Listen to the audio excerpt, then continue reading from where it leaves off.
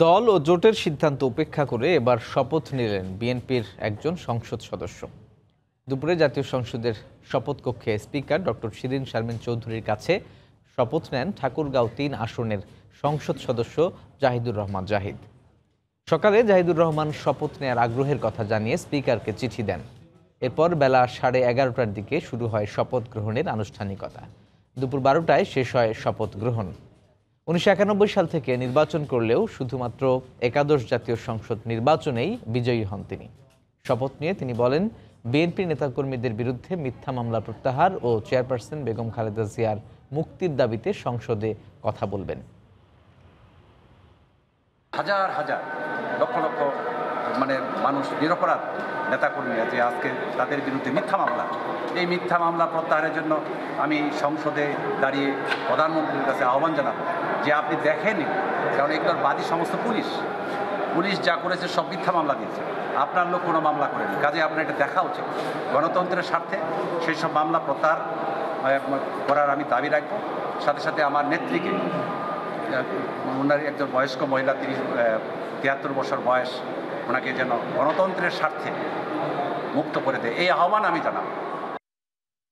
এদিকে দলীয় সিদ্ধান্ত উপেক্ষা করে কেউ শপথ নিলে সে জাতীয়তাবাদী শক্তির সাথে থাকতে পারে না বলে মন্তব্য করেছেন বিএনপির স্থায়ী কমিটির সদস্য গয়েশ্বরচন্দ্র রায়।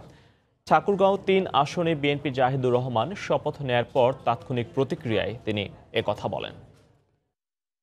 জনগণ যেখানে ভোট দিতে পারে না, সেই সংসদের 300 আসনে কেউ জয়লাভ করে নাই এবং কেউ পরাজিত হয় নাই। নেত্রীকে জেলখানায় রেখে কেউ যদি শপথ নিয়ে থাকে বা ভবিষ্যতে নেয়, তারা জাতীয়তাবাদী শক্তির সাথে চলার যোগ্যতা রাখে না। তারা হবে গণদুশ্মন এবং জনগণই তাদের বিচার সময় মতো করবে। আমাদের দলীয় সিদ্ধান্ত, আমরা পার্লামেন্টে যাব না। এই মুহূর্তে জাতীয় সংসদ ভবনে আছেন রিপোর্টার দেবাশিস রায়। সরাসরি যাচ্ছি তার কাছে। দেবাশিস।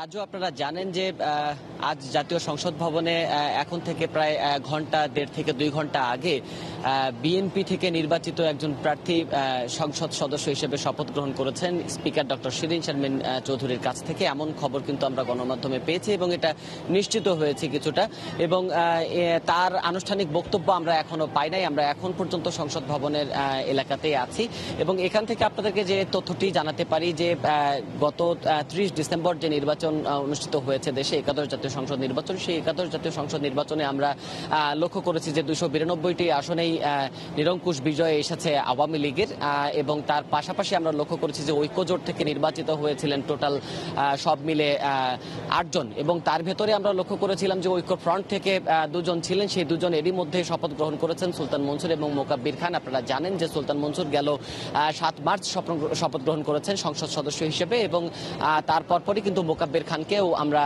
আমরা শপথ গ্রহণ করতে দেখেছি চলতি এপ্রিলের প্রথম নাগাদ। এবং তাদের শপথ গ্রহণের সময় যে বিতর্কটি উঠেছিল যে তারা ঐক্যফ্রন্ট থেকে, অর্থাৎ তারা গণফোরাম থেকে বহিষ্কৃত হয়েছেন কিনা, বা গণফোরামের সিদ্ধান্তের বাইরে এসে সরকারের সঙ্গে তারা আঁতাত করেছেন কিনা, বা সংসদ সদস্য হিসেবে শপথ গ্রহণ করলেন কিনা, এই বিতর্ক আসলে জাহিদুর রহমান যিনি শপথ গ্রহণ করেছেন কিছুক্ষণ পূর্বেই ঠাকুরগাঁও 3 আসনের, আসলে এই বিতর্ক তাকে নিয়ে আসলে নতুন করে বিতর্ক নেবে কিনা, এইগুলির জন্য আসলে কিছু সময় আমাদের অপেক্ষা করতে হবে। এবং তার তাৎক্ষণিক প্রতিক্রিয়া আমরা এখন পর্যন্ত পাই নাই, কিন্তু শপথ গ্রহণের পরপরই মোবাইল ক্যামেরায় ধারণ করা তার একটি বক্তব্য আমাদের হাতে এসেছে। সেই বক্তব্যে আমরা জানতে পেরেছি এবং তাকে বলতে শুনেছি যে তিনি বলেছেন যে দলীয় প্রধানের মুক্তি এবং দলের হাজারো নেতাকর্মী এখন পর্যন্ত মামলায় কারাগারে আটকে রয়েছেন, তাদের মুক্তির দাবি নিয়ে তিনি সংসদে কথা বলবেন। এই জন্যই তিনি সংসদ সদস্য হিসেবে শপথ গ্রহণ করেছেন আজ, এবং তার আনুষ্ঠানিক বক্তব্য পেলে হয়তো বা আমরা আপনাদেরকে আরো বিস্তারিত তথ্য এখান থেকে জানাতে পারবো। এখন পর্যন্ত ঠাকুরগাঁও 3 আসনের সংসদ সদস্য, নবনির্বাচিত সংসদ সদস্য জাহিদুর রহমানের শপথ গ্রহণের আনুষ্ঠানিকতা এই ছিল আমার কাছ থেকে সংসদ ভবন থেকে সবশেষ তথ্য। রাজু।